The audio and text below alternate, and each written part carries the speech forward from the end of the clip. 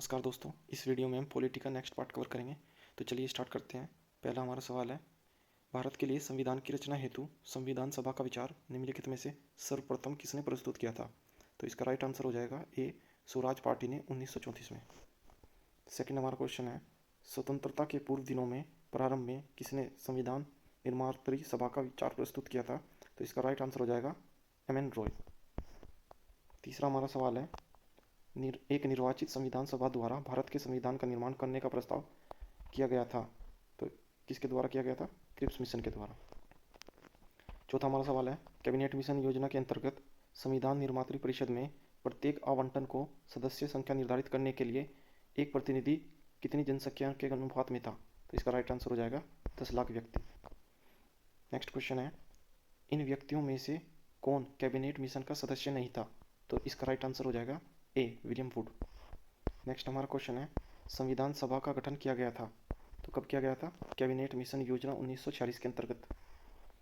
Next question है, 1946 में निर्मित अंतरिम सरकार में कार्यपालिका परिषद के उपसभापति कौन थे? तो कौन थे? जवाहरलाल नेहरू। नेक्स्ट क्वेश्चन देख लेते हैं, निम्नलिखित में से कौन अगस्त 1946 में गठित प्रथम अंतरिम राष्ट्रीय सरकार का सदस्य नहीं था? तो डॉक्टर एस राधाकृष्णन जो थे वो प्रथम अंतरिम राष्ट्रीय सरकार के सदस्य नहीं थे। तो नेक्स्ट क्वेश्चन देखते हैं,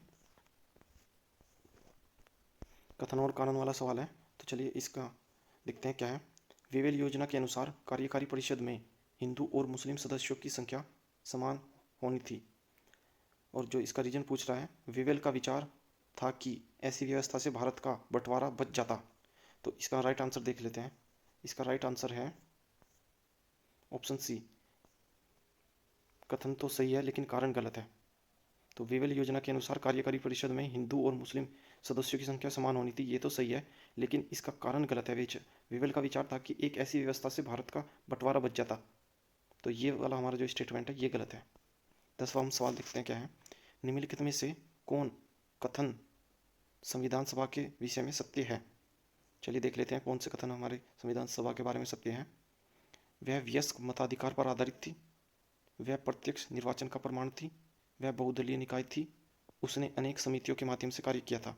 तो इसका तीसरा और चौथा ऑप्शन सही है, वह बहुदलीय निकाय थी और उसने अनेक समितियों के माध्यम से कार्य किया था। तो चलिए आगे चलते हैं। हमारा 11वां जो क्वेश्चन है वो देख लेते हैं, भारतीय संविधान के संबंध में निम्नलिखित में से कौन से कथन सही हैं? तो ऑप्शन ए है हमारा, यह वयस्क मताधिकार पर आधारित नहीं। दूसरा ऑप्शन है हमारा, यह प्रत्यक्ष निर्वाचन का प्रमाण थी।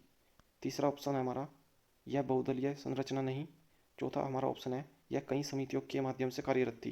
तो अभी पीछे भी हमने यही क्वेश्चन देखा था, तो इसका राइट आंसर जो हो जाएगा वो ऑप्शन ए हो जाएगा।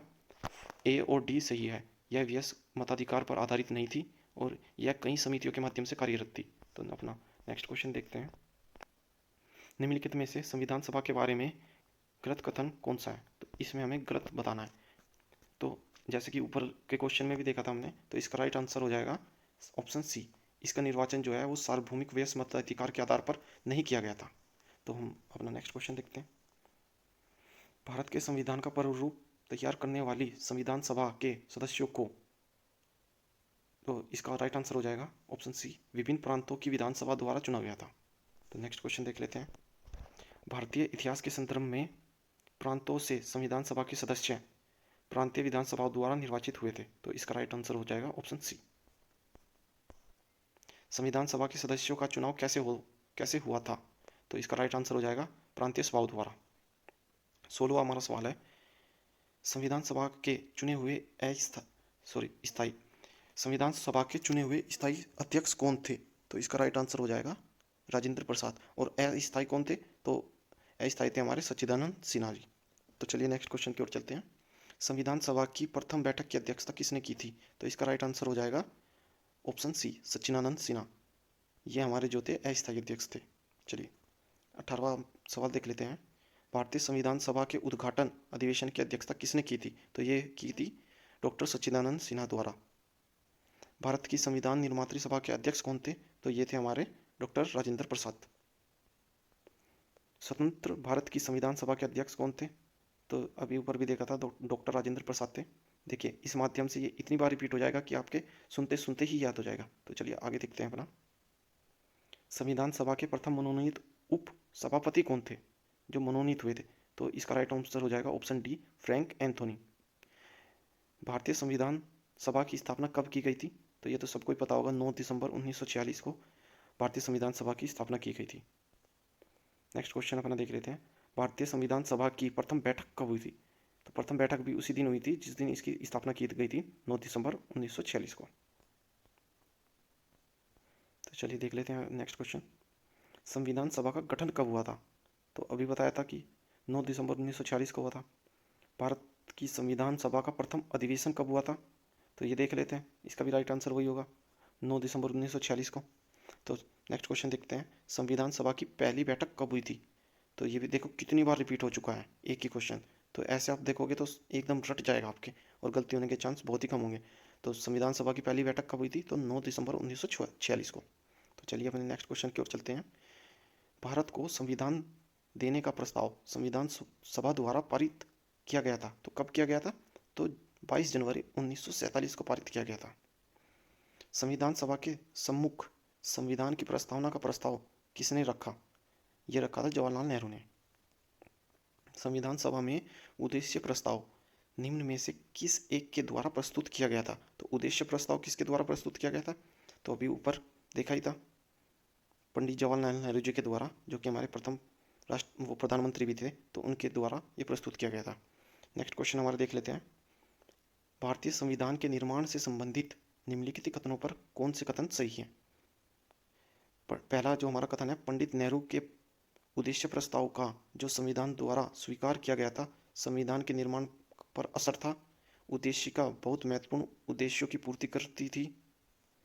तीसरा ऑप्शन है हमारा, संविधान को भारत के लोगों ने आदेशित किया है, राज्य के मुखिया को लोग प्रत्यक्ष रूप से निर्वाचित करते हैं। तो इसका पहला, दूसरा और तीसरा कथन सही है, जबकि चौथा हमारा गलत है। तो इसका राइट आंसर ऑप्शन ए हो जाएगा।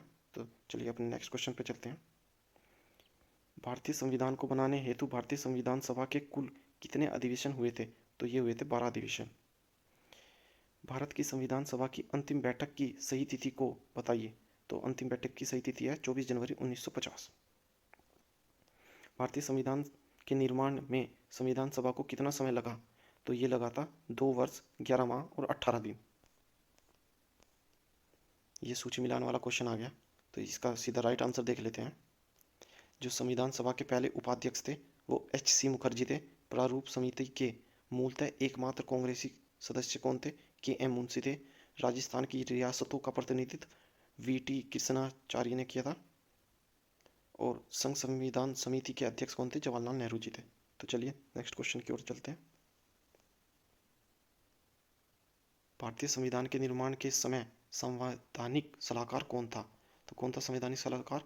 बी.एन. राव जी थे। तो ऑप्शन सी सही हो जाएगा। भारतीय संविधान का प्रथम प्रारूप तैयार किया गया था, तो किसके द्वारा? बी.एन. राव जी के द्वारा। तो ऑप्शन बी सही हो जाएगा। भारतीय संविधान सभा में भारतीय संविधान का तृतीय वाचन कब प्रारंभ हुआ था?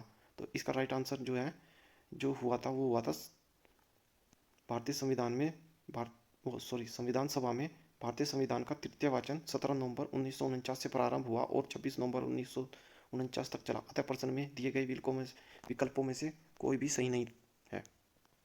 तो 38वां क्वेश्चन देख लेते हैं, भारत का संविधान पूर्ण रूप से तैयार हुआ था, तो कब हुआ था? 26 नवंबर 1949 को। 39वां अपना क्वेश्चन देख लेते हैं, क्या है? भारतीय संविधान को संविधान द्वारा अंगीकृत किया गया था, तो कब अंगीकृत किया गया था? तो 26 नवंबर 1949 को भारतीय संविधान को अंगीकृत किया गया था। संविधान सभा द्वारा भारतीय संविधान को स्वीकृति कब मिली थी? तो ये देख लेते हैं, ये भी वही है, 26 नवंबर 1949 को भारतीय संविधान को स्वीकृति मिली थी। भारत का संविधान किस तिथि को अपनाया गया था? तो 26 नवंबर 1949 को भारत का संविधान अपनाया गया था। अच्छा, भारत का संविधान कब लागू हुआ था? तो ये हुआ था 26 जनवरी 1950 को। नेक्स्ट क्वेश्चन देख लेते हैं, भारत को 26 जनवरी के दिन लागू करने का निर्णय इसलिए किया गया क्योंकि कांग्रेस ने इस तिथि को 1930 में स्वतंत्रता दिवस के रूप में मनाया गया था। चलिए नेक्स्ट क्वेश्चन की ओर चलते हैं, 44वां अपना क्वेश्चन देख लेते हैं, भारतीय संविधान दिवस मनाया जाता है, तो तो इसका राइट आंसर हो जाएगा ऑप्शन बी 26 नवंबर को। भारतीय संविधान को अपनाया गया था, तो कब अपनाया गया था? संवैधानिक सभा द्वारा। भारतीय संविधान को 26 नवंबर 1949 को किसके द्वारा अधिनियमित किया गया था? तो किसके द्वारा अधिनियमित किया गया था? संविधान सभा के द्वारा। भारत का संविधान अंगीकृत एवं अधिनियमित हुआ था, तो कब हुआ था? 26 नवंबर 1949 को जो है भारत का संविधान अधिनियमित। नेक्स्ट क्वेश्चन देख लेते हैं। बी आर अम्बेडकर का संविधान में निर्वाचन हुआ था, तो कहाँ से हुआ था? बम्बई प्रेसिडेंसी से हुआ था। तो चलिए आगे चलते हैं। डॉक्टर भीमराव अम्बेडकर का जन्म और मृत्यु कब हुई थी? तो इनका जन्म हुआ था 1891 में और डॉक्टर भीमराव अम्बेडकर जी की मृत्यु हुई थी 1956 में। 50वां क्वेश्चन है हमारा। तृतीय गोलमेज सम्मेलन के विचार विमर्श की परिणति भारत सरकार अधिनियम 1935 के पारित होने के रूप में हुई। भारत सरकार अधिनियम 1935 ने ब्रिटिश भारत के सूबों और भारतीय रियासतों के एक संघ पर आधारित ऑल इंडिया फेडरेशन का गठन का उपबंध किया।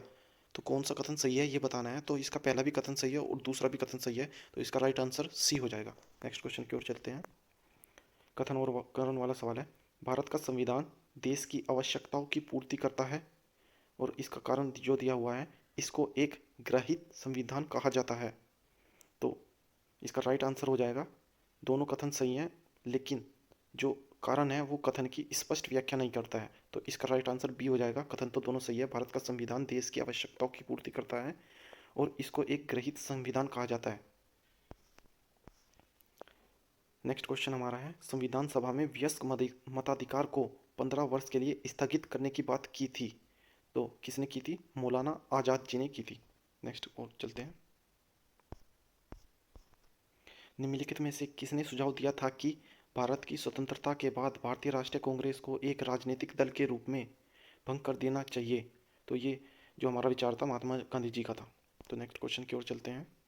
निम्नलिखित में से किसने कहा था एक संविधान एक मशीन की तरह बेजान चीज है, इसमें वे लोग जीवन फूंकते हैं जो इसका नियंत्रण करते हैं। भारत में बस कुछ ईमानदार लोगों की आवश्यकता है जिनके लिए राष्ट्र हित ही सर्वोपरि है। तो ये किसका कथन था? ये राजेंद्र प्रसाद जी का कथन था। अपनी राष्ट्रवादी प्रतिक्रिया में भारतीय संविधान के निर्माताओं ने अल्पसंख्यकों के हितों तथा भावनाओं के महत्व को कम करके आंका है। यह कथन किसका है? ये आइवर जेनिंग्स का कथन है। चलिए आगे चलते हैं। किसने कहा था भारतीय संविधान सभा कांग्रेस थी और कांग्रेस भारत था? ये जो कथन है ओस्टन ओसीटन का कथन है। ये नाम ऐसा है कि बोलने में थोड़ी तकलीफ हो जाती है। तो चलिए नेक्स्ट चलते हैं अपना। भारतीय संविधान सभा में कुल कितनी महिलाएं सदस्य थी? तो कितनी महिलाएं सदस्य थी? 15। तो ये तो एक पार्ट तो समाप्त हो गया। चलिए नेक्स्ट की ओर देख लेते हैं इसी पार्ट में। फिर आप सभी के कमेंट आते हैं कि नेक्स्ट पार्ट कब आएगा, तो देख लेते हैं। वीडियो थोड़ा बड़ा होगी लेकिन चलिए। निम्नलिखित में से संविधान सभा की संघ संविधान समिति का अध्यक्ष कौन था? तो संघ संविधान समिति का अध्यक्ष था डॉक्टर जवाहरलाल नेहरू जी। तो यहाँ पे डिटेल में आप देख सकते हैं, इधर समिति लिखी है और जो इनके अध्यक्ष थे वो लिखे हुए हैं। तो एक बार चलो पढ़ देते हैं। संघीय संविधान समिति के अध्यक्ष जो थे डॉक्टर पंडित जवाहरलाल नेहरू जी थे। प्रक्रिया विषयक नियमों की समिति संबंधी जो थी राजेंद्र प्रसाद जी के अंडर थी। संचालन समिति भी डॉक्टर राजेंद्र प्रसाद अध्यक्ष थे। प्रारूप समिति बी आर अम्बेडकर जी थे। मौलिक अधिकारों अल्पसंख्यकों एवं जनजातीय अपवर्जित क्षेत्रों संबंधी सलाहकार समिति के अध्यक्ष जो थे डॉक्टर सरदार वल्लभ भाई पटेल जी थे। मूल अधिकार उप समिति जे बी कृपलानी जी के द्वारा। अल्पसंख्यक समिति एच सी मुखर्जी के द्वारा। संघीय शक्तियों संबंधी समिति पंडित जवाहरलाल नेहरू। प्रांतीय संविधान समिति सरदार वल्लभ भाई पटेल जी के द्वारा। कार्य संचालन संबंधी समिति के एम मुंशी के द्वारा।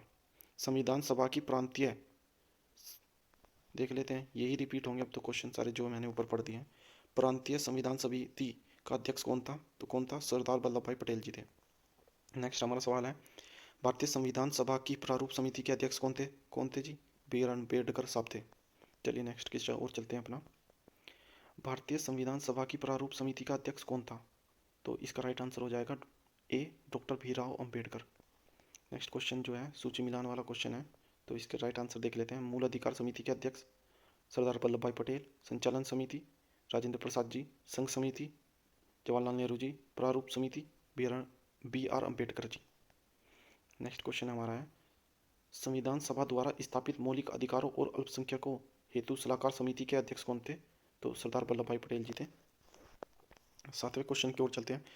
बी आर अम्बेडकर की अध्यक्षता में संविधान सभा की प्रारूप समिति में कितने अन्य सदस्य थे? तो प्रारूप समिति में संविधान सभा में और कितने अध्यक्ष थे? तो ये थे 6। तो राइट आंसर ऑप्शन हो जाएगा बी। निम्नलिखित में से कौन संविधान प्रारूप समिति के सदस्य थे? तो कौन थे? एन गोपाला स्वामी और अल्लादी कृष्णा स्वामी अय्यर। तो इसका राइट आंसर हो जाएगा ऑप्शन सी। नेक्स्ट हमारा सवाल है, संविधान पांडुलेखन समिति का निम्नलिखित में से कौन सदस्य नहीं था? तो कौन नहीं था? तो जवाहरलाल नेहरू जी जो थे नहीं थे। संविधान सभा ने डॉक्टर बी आर अम्बेडकर की अध्यक्षता में प्रारूप समिति का गठन कब किया था? तो 9 अगस्त 1947 को प्रारूप समिति का गठन किया गया था। संविधान निर्मात्री परिषद की झंडा समिति के अध्यक्ष कौन थे? तो कौन थे? डॉक्टर राजेंद्र प्रसाद जी थे।